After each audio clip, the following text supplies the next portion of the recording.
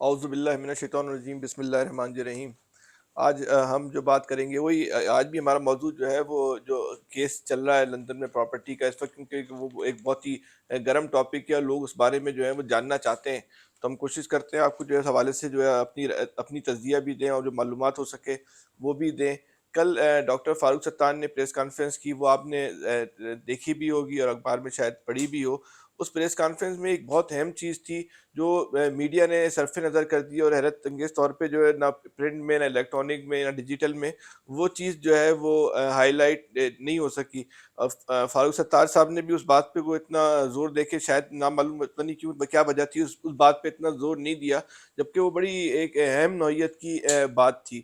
وہ اہم بات جو ڈاکٹر فاروق ستار نے کل بتائی اس کی ہم تفصیلات آپ کو ہم بتائیں گے کہ اس وقت کراچی کے اندر جو ایم کیم کا یہ کلیم ہے، جو اس نے لندن میں کیس کیا ہے کہ وہاں کی جو بانی قائد اور دیگر پراپرٹیاں ہیں اس پہ جو ایم کیم کا کلیم ہے کہ اس کو بیچ کے جو ہے ہم نے جو ہے وہ شہیدوں کی مدد کرنی ہے، تو ہمیں شہیدوں کی مدد کرنے کے ہمارے پیسے نہیں ہیں، تو اس پراپرٹی کو بیچیں گے اور اس پراپرٹی پہ شہیدوں کا اور ان کے اہل خانہ کا حق ہے، تو ان اہل خانہ شہیدوں کے اہل خانہ کی ہم نے جو ہے مدد کرنی ہے، اس لیے وہ پراپرٹی جو ہے وہ ہمارے حوالے کی جائے۔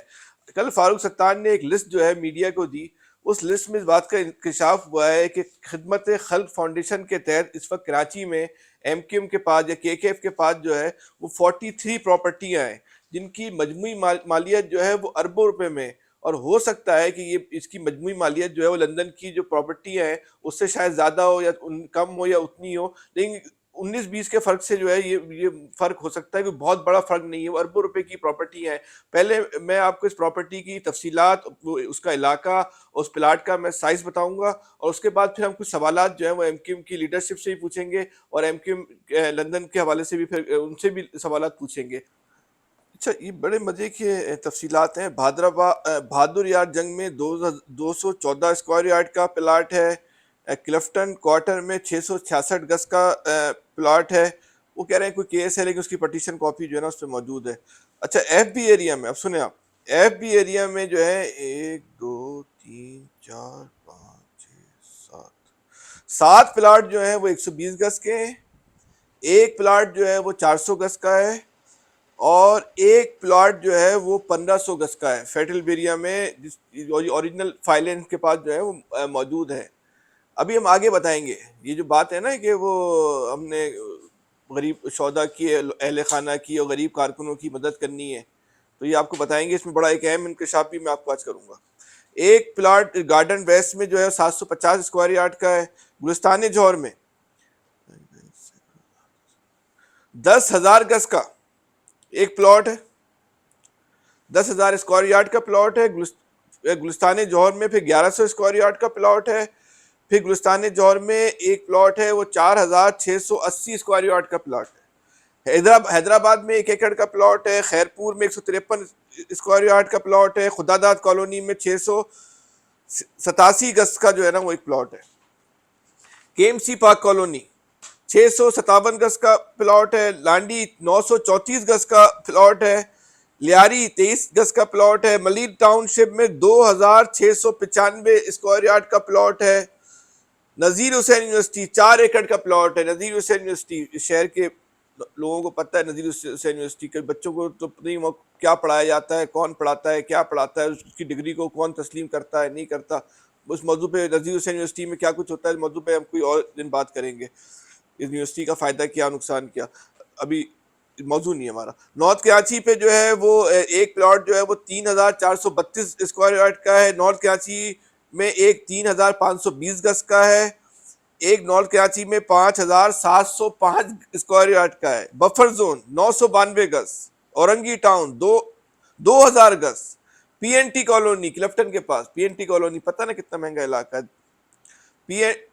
پی N T colony 3,070 square yard, رفاعام 797 اسکوائر یارڈ، رفاعام میں ایک اور 653 اسکوائر یارڈ، کہاں سے آئے بھائی، سرجانی 2,332 اسکوائر یارڈ، سرجانی میں ایک اور 1,600 square yard, Orangi 96 square yard, Malir 423 گز، قصبہ colony 7,260 square yard, Orangi town 8,097 گز نہیں، اورنگی ٹاؤن 860 گز.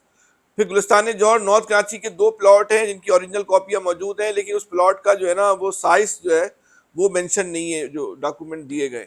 ایف بی ایریا میں 120 گز کا جو پلاٹ ہے، ایک اور پلاٹ نکلا ہے بھائی نیپیر روڈ میں پلاٹ. اچھا نیپیر روڈ میں کیوں لیا تھا انہوں نے؟ اچھا بہرحال ہمیں کیا. 303 گز کا پلاٹ ہے کے سی ایچ سوسائٹی، 1000 گز کا پلاٹ ہے. رنچو لائن 116 گز کا پلاٹ ہے. آج میں آپ کو اس میں بتاؤں، اس میں بہت سارے پلاٹ ایسے ہیں جو بات کی جا رہی ہے کہ شہیدوں کے اہل خانہ کی اور اسیر کارکنوں کی مدد کرنی ہے. ایم کیو ایم کے مرکزی لیڈر بھی جو ہے نا انہی میں پلاٹوں میں ان کی رہائشیں ہیں. بعض پلاٹ ایسے ہیں جن میں مکان بنا ہوا ہے، تو پہلے آپ اپنی رہائش گاہ بیچیں اور اس کے بعد جو ہے دوسری رہائش گاہوں پہ بھی جائیں، روایت اپنی اچھی قائم کریں. مشورہ ہے خالی آپ کو، اس کو خدا نہ خواستہ ہماری اتنی ضرورت تو نہیں ہے کہ ہم آپ سے کوئی کر سکیں. ایک درخواست ہے، ایک مشورہ ہے، اس کو اپنی درخواست و مشورے کے طور پر ہی لینا ہے. سوال یہ پیدا ہوتا ہے ان میں سے کتنے ایسے پلاٹ ہیں جو ایم کے ایم کے سماجی خدمات، جو کے کے ایف کے تحت ہونے والی سماجی خدمات میں کام آ رہے ہیں اور کس حد تک کام آ رہے ہیں، اور جو پلاٹ کام نہیں آ رہے ان پلاٹوں کو فروغ کر کے آپ غریبوں کی اور شہیدوں کے اہل خانہ کی مدد کیوں نہیں کر سکتے، کیوں نہیں کر دیتے؟ کیسے لاتعداد ایم کیو ایم کے ایسے اسیر کارکنان ہیں جن جو چند چند ہزار کی ضمانتیں نہ ہونے کی وجہ سے، اس کے پیسے نہ ہونے کی وجہ سے، ضمانتوں کے چند ہزار کی ضمانتیں ہوتی ہیں، اس کے پیسے نہ ہونے کی وجہ سے کئی کئی مہینے جو ہیں وہ جیلوں میں رہتے ہیں. کتنے ایسے کارکنان جو اسیر ہیں، ان کے گھروں میں جا کے آپ نے پوچھا جب اتنی اربوں روپے کی آپ کے پاس پراپرٹی تھی، اس کو کیوں نہیں بیچا آپ نے؟ بہت اہم سوال ہے. اس سوال کو آپ جو ہے اس سے وہ نہیں ہو سکتے، لا تعلق نہیں ہو سکتے، بہت اہم سوال ہے. پھر ایک اور آپ کو مزے کی بات یہ کہ ایم کیو ایم کا کراچی کے اندر ای ڈی ٹرسٹ کے بعد جو ہے ایمبولینس کا سب سے بڑا نیٹ ورک تھا. کہتے ہیں 350 250 ایمبولینسیں تھیں جو فروغ کر دی گئیں، اس میں بھی کروڑوں روپے آئے. بہت ہی ادب کے ساتھ، احترام کے ساتھ، معلومات تو بڑی غضب کی ہے لیکن ہم احترام کے ساتھ پوچھتے ہیں وہ گئے کہاں پیسے، کس پہ خرچ ہوئے، کس چینل سے خرچ ہوئے؟ اگر وہ کے ایف کی مد میں خرچ ہوئے تو کیا آپ نے اس کو آڈٹ میں شو کیا؟ بالکل امید ہے، ہمیں پورا یقین ہے آپ نے کیا ہوگا. اب یہ جو لندن میں کیس ہوا ہے، اس میں جو کل ایک بڑا ہی جو حیرت انگیز انکشاف ہوا کہ اس میں جو ایم کیو ایم کی طرف سے جو ڈاکومنٹ، جو آئین جمع کروایا گیا، وہ جعلی آئین جمع کرا دیا گیا. سوال ہے، اس کو آپ نے سوال کے طور پہ لینا ہے. کیا یا جن کے کہنے، یہ سوال میرا نا ایم کیو ایم کی لیڈرشپ سے نہیں ہے، یہ ان لوگوں سے ہے جن کے کہنے پہ انہوں نے کیس کیا. وہ ذرا چیک کریں یہ کیا اتفاق سے ہوا تھا یا دانستہ طور پہ جو ہے وہ جعلی جو ہے وہ آئین جمع کرایا گیا. اس کو چیک کریں. پھر دوبارہ سوال سنیں. جو جعلی آئین جمع کرایا گیا 2015 کا، جو ایم کیو ایم کا آئین نہیں تھا، جو جعلی دستاویزات جمع کروائے گئے، کیا وہ اتفاق سے جمع کرائے گئے یا وہ دانستہ طور پہ جو ہے وہ جمع کرائے گئے؟ تو دونوں صورتوں میں جو ہے ایک سوال ہے اور بہت اہم سوال ہے. سوال سے جو ہے نا آپ آنکھیں نہیں چرا سکتے. تیسری بات، اور ایک اور اہم سوال، یہ جو لندن میں کیس ہوتا ہے نا، یہ پاکستان کا سٹی کوڈ نہیں ہے کہ وکیل کی جیب میں آپ نے 10,000 روپے رکھے اور بولا بھائی پٹیشن لگا دو. ایسا نہیں ہوتا لندن میں. وہاں جتنی مالیت کا پراپرٹی ہوتی ہے اس کے حصول کے لیے آپ کیس کرتے ہیں، اسی حساب سے جو ہے آپ نے جو ہے وہ جج وکیل کو جو ہے وہ ادائیگی کرنی ہوتی ہے. اب میں آپ سے جو ہے نا وہ 2-3 بڑے اہم سوال پوچھنا چاہتا ہوں ایم کیو ایم کی لیڈرشپ سے. یہ جو لندن میں آپ نے وکیل کیا، بقول آپ کے وہ اربوں روپے کی مالیت ہے، تو اس کے کتنے % رقم جو ہے وہ وکیل کو ادا کی گئی؟ اس رقم کی ادائیگی کے لیے کون سا چینل استعمال ہوا؟ اور اس رقم کو جو ہے وہ کس نے فراہم کیا ایم کیو ایم کو؟ کون سا ایم کیو ایم میں اتنے صاحب ثروت لوگ ہیں جو ایم کیو ایم کو پارٹی فنڈنگ دینے کو اور ایم کیو ایم کے شہیدوں کو اور اسیروں کی مدد کرنے کو تو تیار نہیں ہے؟